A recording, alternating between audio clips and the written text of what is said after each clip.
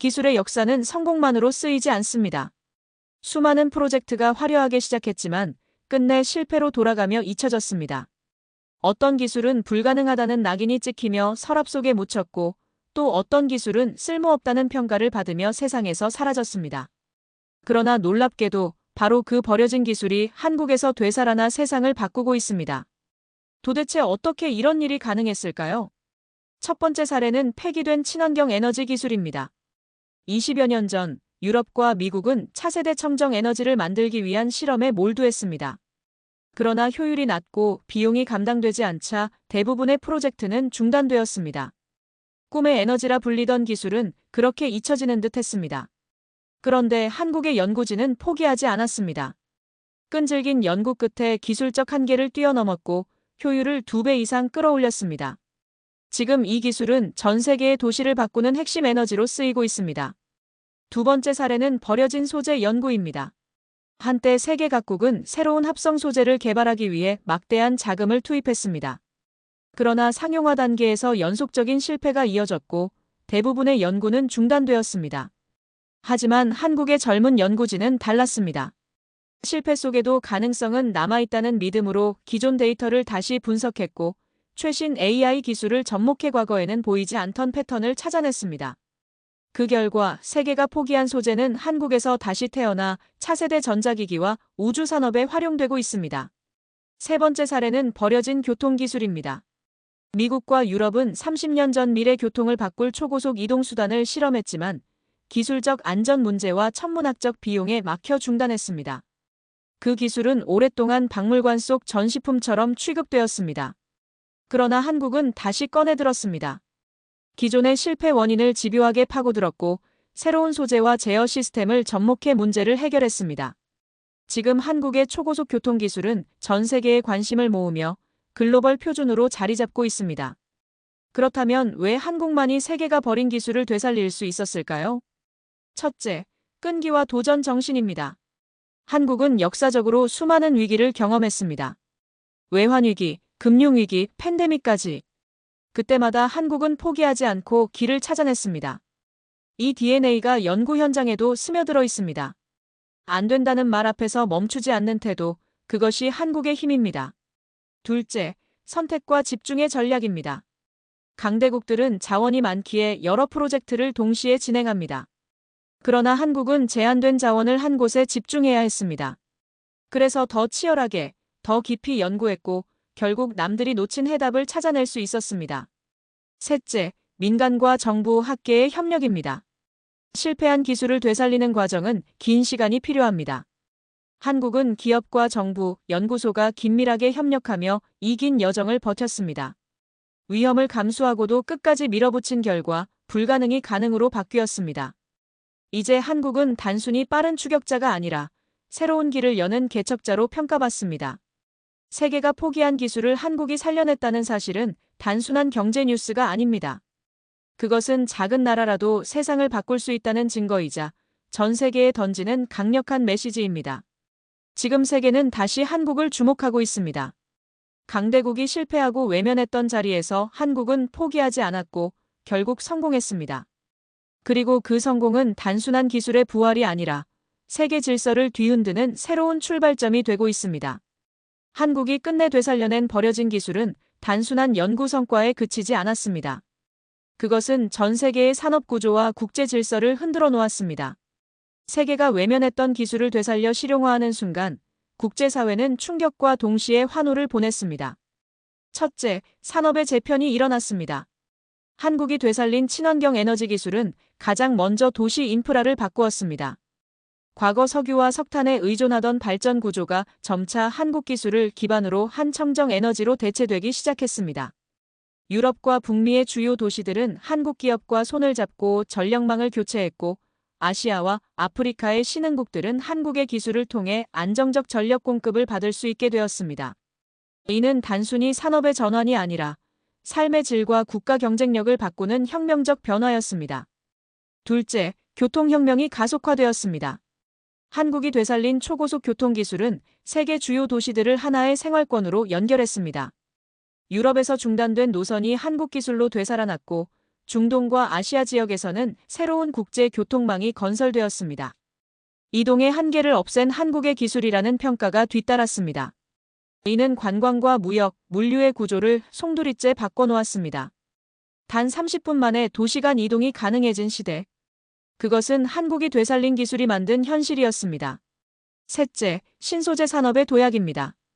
한국이 AI와 결합해 되살려낸 합성 소재는 차세대 전자기기, 항공우주, 군사산업에 폭넓게 적용되었습니다. 세계 각국의 기업들이 한국의 연구소를 설립했고 일부 국가는 아예 자국의 미래 전략을 한국 기술과 연동시키기도 했습니다. 한국이 만든 소재 없이는 미래 산업을 상상할 수 없다는 말이 나올 정도였습니다. 넷째, 국제정치 질서의 변화입니다. 한국의 성과는 단순히 경제적 차원을 넘어 외교와 국제정치의 균형까지 바꿔놓았습니다. 과거에는 강대국만이 미래기술을 독점하며 국제협상에서 우위를 점했지만 이제는 한국의 참여 없이는 새로운 질서를 설계할 수 없게 되었습니다. 한국은 더 이상 주변부 국가가 아니라 협상 테이블의 중심 주체로 자리 잡았습니다. 다섯째, 신흥국들의 움직임입니다. 강대국의 기술 독점에 늘 불리하게 끌려다니던 신흥국들은 한국의 모델에서 새로운 희망을 발견했습니다. 강대국이 포기한 기술도 포기하지 않으면 기적이 된다. 이 메시지는 세계 곳곳에서 울려 퍼졌습니다. 실제로 아프리카, 동남아 국가들은 한국과 긴밀히 협력하며 공동 연구와 생산 프로젝트를 추진했습니다. 한국은 단순한 기술 제공자가 아니라 성장의 동반자로 인식되기 시작했습니다. 하지만 기회만 있는 것은 아니었습니다.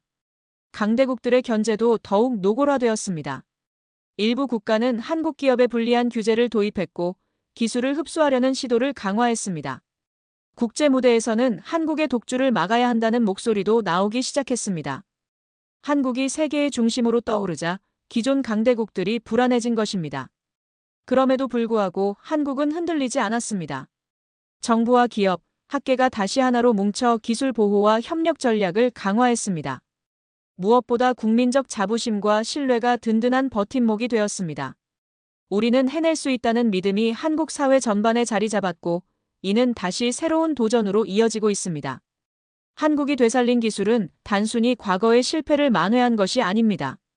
그것은 세계의 미래를 다시 설계한 사건이었습니다. 이제 세계는 한국을 선택할 수밖에 없습니다. 왜냐하면 한국의 기술 없이는 더 이상 미래를 이야기할 수 없기 때문입니다. 세계가 버린 기술을 한국이 되살려낸 순간 변화는 단순히 산업과 경제에만 머물지 않았습니다. 그것은 인류 문명의 흐름을 바꾸는 거대한 전환점이 되었습니다. 첫째, 국제협력의 패러다임이 달라졌습니다. 과거 강대국들은 기술을 독점하며 이를 정치적 무기로 활용했습니다. 신흥국들은 기술을 얻기 위해 불리한 조건을 감수해야 했습니다. 그러나 한국은 다른 길을 택했습니다. 기술을 되살린 뒤 이를 독점하기보다 국제협력 모델로 확장했습니다.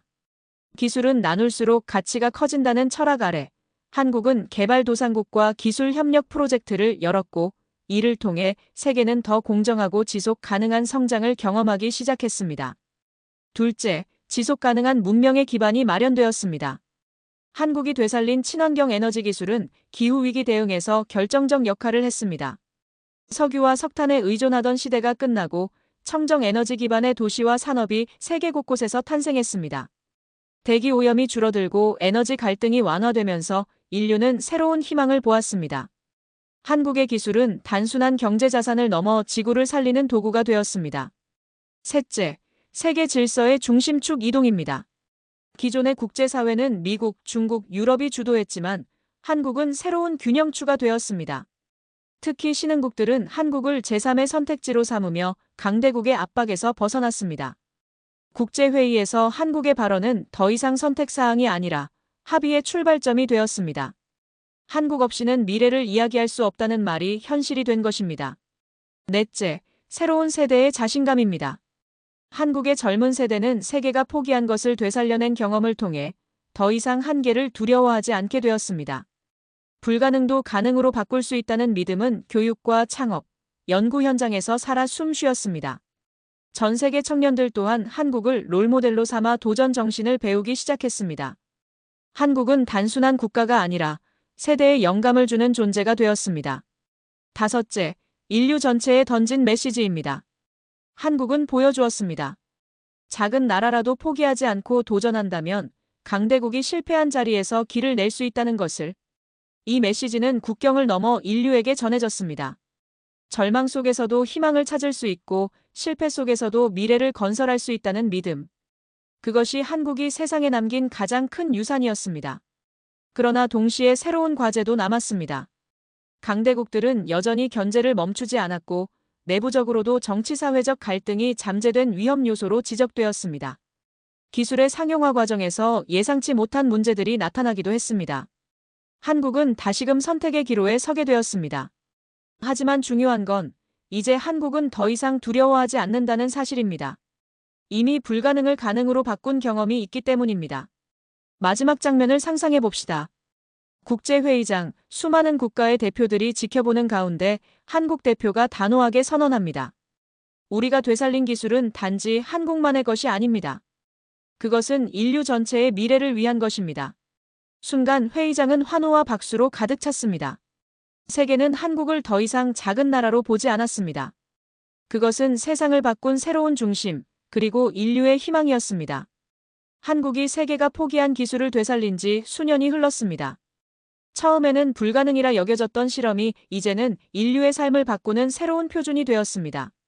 각국은 한국의 길을 따라가기 시작했고 국제사회는 한국을 중심으로 다시 짜여졌습니다. 하지만 진짜 클라이맥스는 여기서부터 시작이었습니다. 한국은 단순히 기술을 되살려 산업을 발전시킨 데 그치지 않았습니다. 한국은 그 기술을 인류 전체를 위한 자산으로 만들기로 결단했습니다. 강대국들이 독점하려는 시도가 이어졌고 거대한 자본이 한국을 향해 몰려들었지만 한국은 단호하게 선언했습니다. 우리는 이 기술을 특정 국가나 기업의 것이 아닌 인류 전체의 미래를 위해 사용한다. 이 선언은 국제사회의 거대한 파장을 불러왔습니다. 신흥국들은 환호했고 강대국들조차 공개적으로 반발하지 못했습니다. 왜냐하면 이제는 한국의 기술 없이는 미래를 설계할 수 없었기 때문입니다. 결국 강대국들도 한국이 주도하는 국제협력 플랫폼에 참여할 수밖에 없었습니다. 그 결과 세계는 역사상 처음으로 공동의 미래 프로젝트를 추진하기 시작했습니다. 한국의 기술을 기반으로 한 국제청정 에너지 네트워크, 차세대 교통망, 그리고 신소재를 활용한 우주 탐사 프로젝트까지. 과거에는 경쟁과 독점의 대상이었던 기술이 이제는 협력과 공유의 상징이 되었습니다. 그리고 그 중심에는 언제나 한국이 있었습니다. 한국 내부에서도 변화는 극적이었습니다. 국민들은 새로운 책임감을 자각했습니다. 우리는 이제 더 이상 작은 나라가 아니다. 세계가 우리의 선택을 따라가고 있다. 정치는 단기적 이해득실을 넘어 장기적 비전을 공유하기 시작했고 기업들은 이익을 넘어 인류적 가치를 추구하는 모델로 전환했습니다. 무엇보다 젊은 세대는 두려움 대신 자신감을 품었습니다. 그들에게 불가능이란 단어는 더 이상 존재하지 않았습니다.